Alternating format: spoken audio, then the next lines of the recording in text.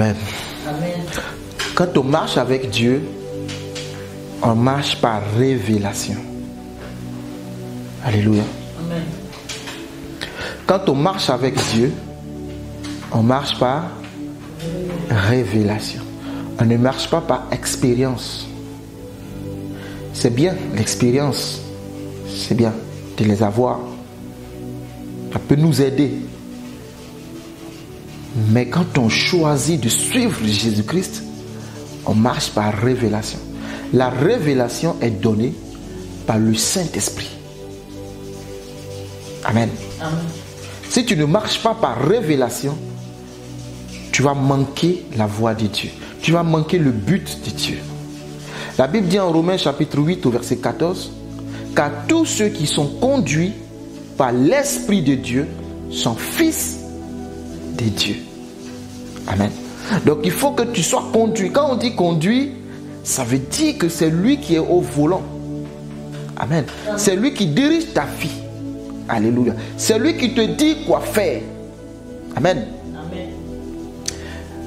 Quand Dieu a oint Saül par l'entremise du prophète Samuel, Samuel fut un grand prophète de son époque.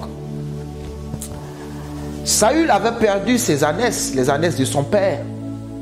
Et Saül s'est mis à la recherche de ses ânesses. Et comme Dieu voulait que Saül monte au trône, c'était un plan de Dieu. Et je vous le dis chaque fois, je ne cesse de dire que quand il y a des problèmes qui arrivent dans vos vies, sachez que c'est donc des plans de Dieu pour vous bénir encore davantage. Il faut savoir tirer et entendre la voix de Dieu dans le problème. Donc Saül va se retrouver chez le prophète Samuel parce qu'à l'époque, il fallait interroger, on les appelait les voyants. Il fallait voir le voyant pour que le voyant te dise.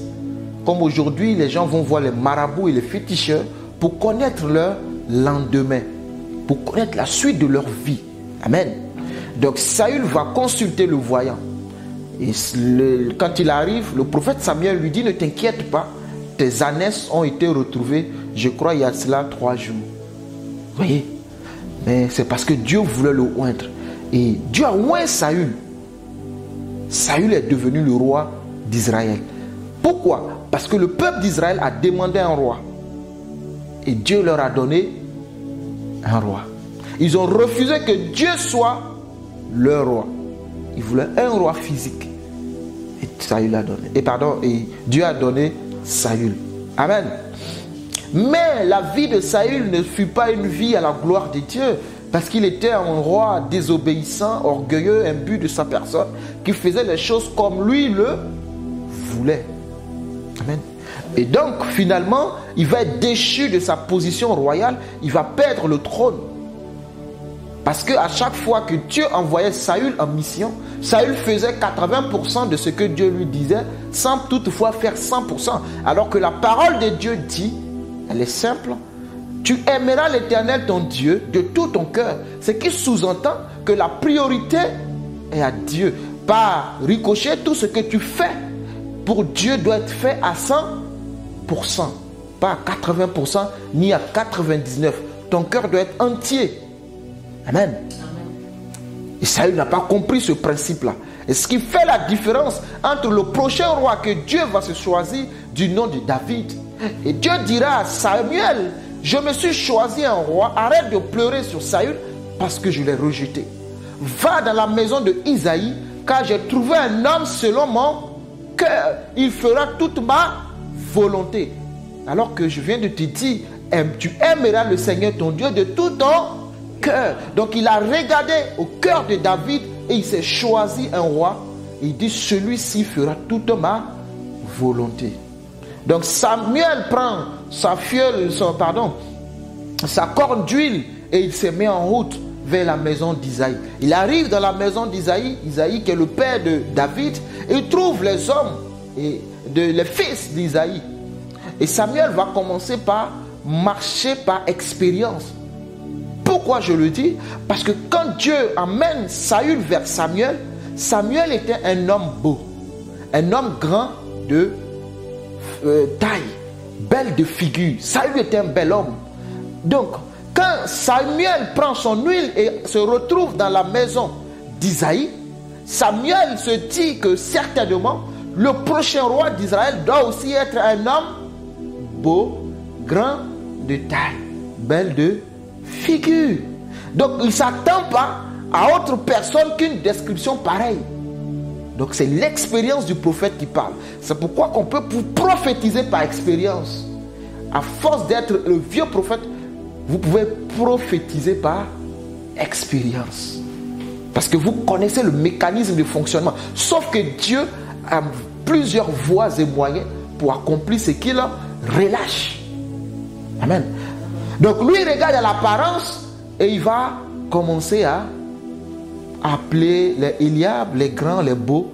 Et Dieu va lui dire, fais attention. Et comme Samuel est un homme qui écoute la voix de Dieu, Samuel va commencer à prêter attention. Il dit, c'est lui, Dieu dit non. Il dit, c'est lui, Dieu dit non. Il dit, mais attends, Saül était beau.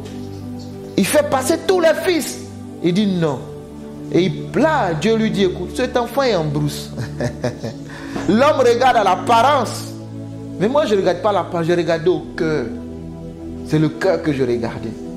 On connaît un peu Eliab. Lorsque Saül va se retrouver dans le camp des Philistins, le Philistin était face le peuple d'Israël.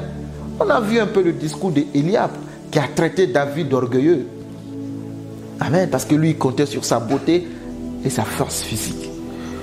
Et c'est alors que Dieu va lui dire, celui que tu dois oindre est dans les champs. Et il demande au père, est-ce là tous tes enfants? Et le père dit, ah oui, je me rappelle. Il y a un autre qui est resté en brousse. Et Dieu lui dit, tu vois, tu allais faire par expérience. Il faut marcher par révélation. Ce qui a été fait hier, c'est hier. Et donc ils vont faire appel à David. Imaginez David qui sort de la brousse, qui arrive se prosterner devant le prophète. Lui, il a commencé sa journée sans s'imaginer qu'il y avait un rendez-vous divin qui l'attendait. David a commencé sa journée sans toutefois penser qu'il y avait un rendez-vous divin qui l'attendait. Il allait être loin pour être le roi d'Israël. Il partait encore une fois en brousse avec ses animaux, avec les bêtes de son père, les brebis. Et sur le chemin, je sais que David dira encore moi seul en train de partir, paître les brebis de mon père. Écoutez, vous savez, David c'était un homme qui, le père a eu David hors mariage. David c'était pas, donc vous savez, dans la famille il n'était pas considéré. Et la Bible dit que Dieu prend les choses folles de ce monde pour confondre les choses fortes. Les choses qui ne sont pas de valeur aux yeux des hommes. Et c'est lui qui, chaque matin, doit se retrouver derrière les brebis. Je n'ai jamais entendu qu'Eliab est parti en brousse avec les brebis. C'est toujours David. C'est celui qui n'est pas considéré dans la famille. Et il va se retrouver encore une fois en brousse. Mais il ne savait pas qu'il y avait un rendez-vous divin. Alléluia. Amen. Dieu a des voies insoupçonnées qui peuvent arriver dans nos vies. Il nous donne des rendez-vous que nous ne pouvons pas imaginer. David dans la brousse, vous savez, il apprenait à connaître Dieu. Il ne se plaignait pas. Il ne disait jamais pourquoi c'est moi qui dois aller paître les brebis. Pourquoi pas Eliab? Pourquoi pas les autres? Mais ce jour-là, Dieu a dit, je trouverai un homme selon mon cœur. Il fera toute ma volonté.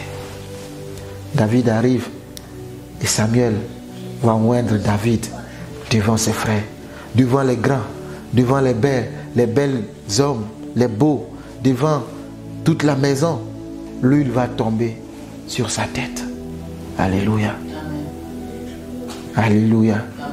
Et l'expérience a failli conduire le grand prophète en erreur. Mais parce qu'il écoute la voix de Dieu, il a su oindre la bonne personne. C'est pour cela que je te dis, quand tu marches avec Dieu, marche par révélation. Amen. Ne marche pas par expérience, marche par révélation.